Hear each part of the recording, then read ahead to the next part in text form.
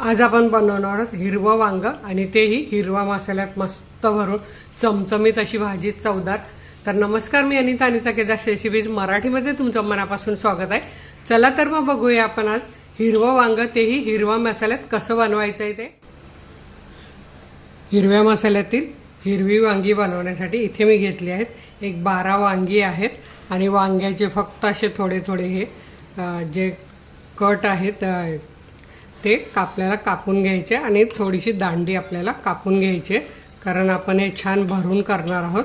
हे इथे थोडंसं फुलाचं असतं ते असं काढून घेतलं तरी छान होतं बघा। आणि अशी हिरवी वांगी घेतली आहे मी।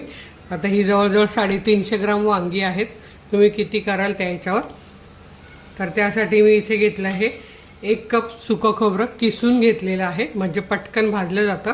1-2 चमचे साधे तीळ घेतलेले आहेत, छोटे 2 चमचे आहेत। भाजलेले शेंगदाणे आहेत हे अर्धा कप, हे बघा असे मस्त भाजून घ्यायचे खरपूस असे।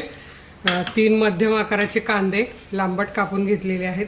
मिरच्या घेतल्यात, इथे मी मिरच्या काय केल्या आहे, माझ्याकडे मीडियम खातात त्यामुळे हिरव्या तिखट 3 घेतलेल्या आहेत। आणि ह्या पिक्या मिरच्या एक 7-8 घेतल्या, ह्या अजिबात तिखट नसतात। आलं घेतलं आहे एक अर्धा इंचाला थोडं वर, म्हणजे पाऊण इंच। कढीपत्त्याची पानं घेतली आहेत 8-10 ते 12 लसूण पाकळ्या घेतल्यात। आणि आपल्याला मस्त लागणार आहे ती म्हणजे कोथिंबीर अशी गावठी हिरवीगार, तर ती मी निवडून धुवून ठेवलेली आहे। तर आता आपण मसाला कसा बनवायचा ते बघूया। आणि वांगी मी कापलेली नाही आहेत, अशीच फक्त पाण्यात ठेवलेली आहे, तर मी कधी कापायची ते पण सांगणार आहे।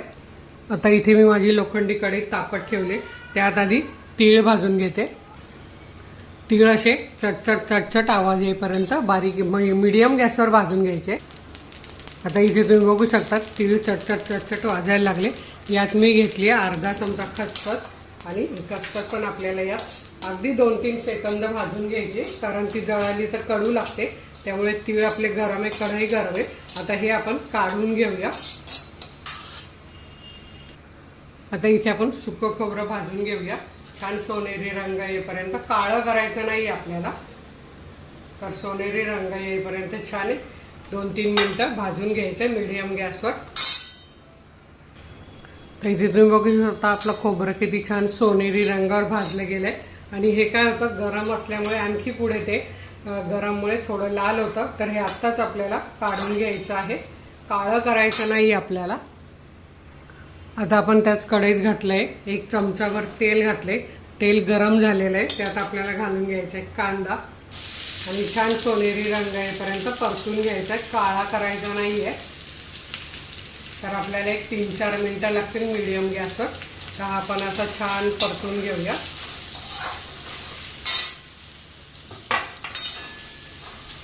आणि कांदा लवकर परतण्यासाठी आपण भाजीचं मीठ यात घालून घेऊया, म्हणजे कांदा लवकर परतला जाईल। आणि परत लक्षात ठेवायचं आपल्याला भाजीला मीठ घालायचं नाही आहे, त्यामुळे आत्ताच मीठ 1 चमचाभर मीठ मी घालून घेतलेलं आहे। आता कांदा परतला की तुम्हाला दाखवते। नेहमी लक्षात ठेवायचं कुठल्याही भाजीला आपण कांदा परतत असतो तेव्हा कांदा आपल्याला लवकर परतण्यासाठी मीठ घालायचं, म्हणजे कांदा छान सगळा सारखा परतला जातो आणि छान परतला जातो। तर भाजीचं मीठ असं कांद्यात घालून ठेवा, एक महत्त्वाची टीप आहे, म्हणजे तुमचा वेळ पण वाचतो आणि पदार्थ पण छान होतो। आपल्या इथे कांदा परतून होतोय तोपर्यंत काय करते मी, तीळ आणि खसखस बारीक करून घेते आणि नंतर शेंगदाणे पण बारीक करून घेते आणि तुम्हाला दाखवते। इथे तुम्ही बघू शकता आपली तीळ खसखस छान बारीक झालेली आहे, हे बघा छान असं कूड झालं पाहिजे। आता आपल्याला शेंगदाणे यात घालायचे आणि जाडसर असे बारीक करून घ्यायचे, मिक्सर बंद चालू करत बारीक करून घ्यायचे। शेंगदाणे पण असे दरदरीत जाडसर असे बारीक झालेले आहेत। आता हे काढून घेऊया आणि खोबरं बारीक करून घेऊया। इथे तुम्ही बघू शकता आपलं खोबरं किती छान बारीक झालेलं आहे आणि आपला कांदा बघा छान सोनेरी रंग यायला सुरुवात झालेली आहे। आता यात आपल्याला काय करायचं आहे, मिरची पण भाजून घ्यायची आहे, म्हणजे मिरची कच्ची राहणार नाही। मिरची, आलं आणि लसूण, कढीपत्ता हे सगळं घालून 1-2 मिनटं आपल्याला कांद्यात हे परतून घ्यायचं आहे आणि नंतर थंड करून आपण बारीक करून घेणार आहोत। इथे तुम्ही बघू शकता मिरची, आलं, लसूण, कांदा छान सोनेरी रंग येईपर्यंत परतून झालेला आहे। आता आपण हे थंड करून घेऊया 1-5-10 मिनटं फॅन खाली। आता इथे आपलं कांदा, लसूण, हिरवी मिरची, कढीपत्ता थंड झालेला आहे पंख्याखाली. आता या खोबऱ्यात आधी काय घालायचं आपल्याला, तर ती म्हणजे भरपूर सारी कोथिंबीर, म्हणजे भाजीला छान रंग हिरवा येतो. तरी बघा अशी मूठभर मस्त गावठी कोथिंबीर आहे, ती घातली, त्यामुळे रंग छान येतो. आणि आता आपल्याला घालायचे आहे, तर मी हे कडेला घेतलंय, म्हणजे मध्ये तेल सगळं आलेलं आहे. त्यात पुढे काय करायचं ते मी दाखवते तुम्हाला. तर आता हे सगळं वाटण बघा मी हे मिक्सरच्या भांड्यात घेते आणि छान बारीक करून घेते. तीळ, शेंगदाणे, खसखस आपण वेगळं ठेवलेलं आहे, तर ते कधी घालायचं तेही मी तुम्हाला सांगते. तर आता हे वाटण मी छान बारीक करून घेते. आणि मी अजिबात पाणी घालत नाही, बिना पाण्याचंच वाटण, म्हणजे ते परतलं छान जातं आणि चव छान लागते. इथे आपला बघा कांदा जो भाजून घेतला त्याचं तेल कसं कडेला आले, आणि इथे तुम्ही वाटण बघू शकतात मस्त हिरवगार कसं झालेलं आहे. तर आता आपल्याला आधी काय करायचं आहे, ही जी वांगी आहेत याला कापायचं आणि या तेलात परतून घ्यायची 1-2 मिनटं. तर ही बघा हे असं फुलाचं काढून घ्यायचं आणि अशी कट करायची, मध्ये बघायचं चांगलं आहे का, आणि हे असं कापून ह्या तेलात घालायचं आहे आणि छान 1-2-3 मिनटं परतून घ्यायचं आहे. तर आता हे मी अशी सगळी वांगी परतून घेते.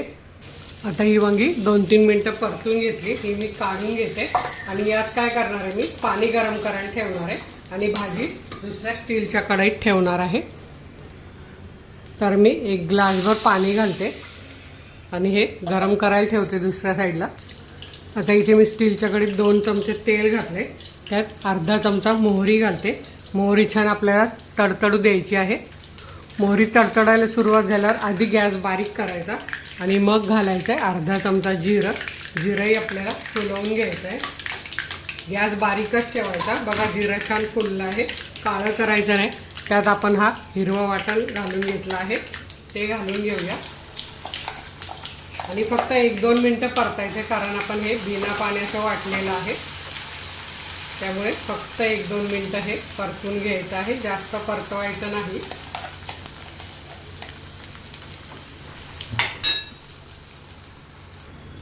बघा हे 2 मिनटं छान परतून झाले.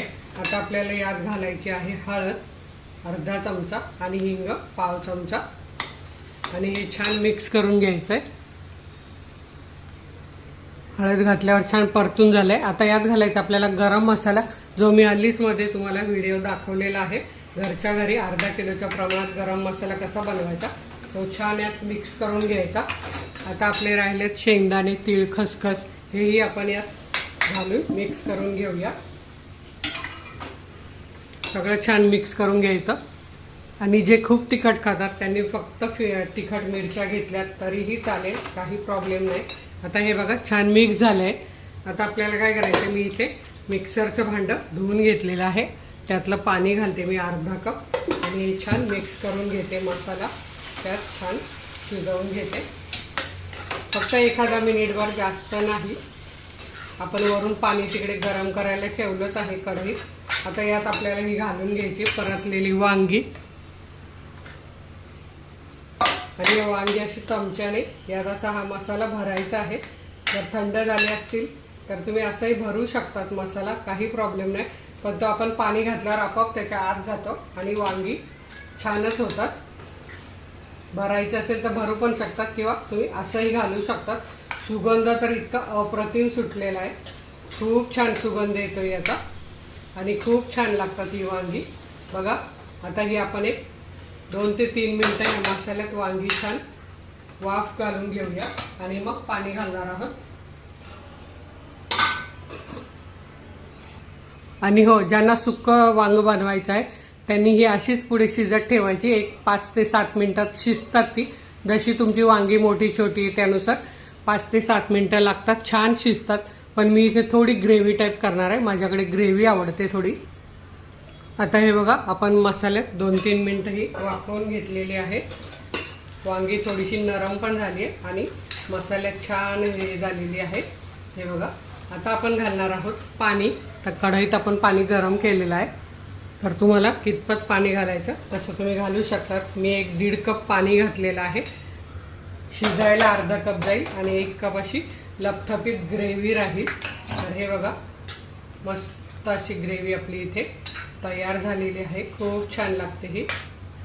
आणि तुम्हाला जर यात गरम मसाला घालायचा असेल, म्हणजे जो आपला ठेवणीतला मसाला, कांदा लसूण मसाला, काळा मसाला जो तुमच्याकडे असेल तो पण तुम्ही असा घालू शकतात, काही प्रॉब्लेम नाही. पण मी इथे हिरव्या मिरचीचं केलेलं आहे. आता हे आपल्याला एक 5 ते 7 मिनिटात शिजल्यावर मी तुम्हाला दाखवते. तर इथे तुम्ही बघू शकतात आपला वांगा किती सुंदर झालेला आहे आणि छान शिजलेलं आहे. तर हे बघा, असं सुरीने चेक करायचं. हे बघा, एकदम छान असं शिजलेलं आहे, मस्त. आणि मसाला पण बघा, अगदी तुम्ही टिफिनला पण नेऊ शकतात. असं हे वांगा आपल्या इथे मस्त हिरवा वांगा तयार झालेला आहे. त्यावर अशी थोडीशी कोथिंबीर भरभरवली तरीही चालेल, नाही टाकली तरीही चालेल. आणि असं मस्त वांगा तुम्ही भाकरीसोबत, चपातीसोबत, भातासोबत, कशासोबतही खा, खूप अप्रतिम लागतं. अगदी तुम्ही टिफिनला नेलं तर तुमच्या ऑफिसचे लोक सगळे विचारतील कसं बनवलं. तर ते तुम्ही हे नक्की बनवा. व्हिडिओला लाईक करा, आपल्या मित्रमैत्रिणींना शेअर करा. तर वेळात वेळ काढून व्हिडिओ बघितल्याबद्दल तुमच्या मनापासून धन्यवाद. अशाच माझ्या छान छान रेसिपी बघा, बनवा, खा आणि हेल्दी राहा. धन्यवाद.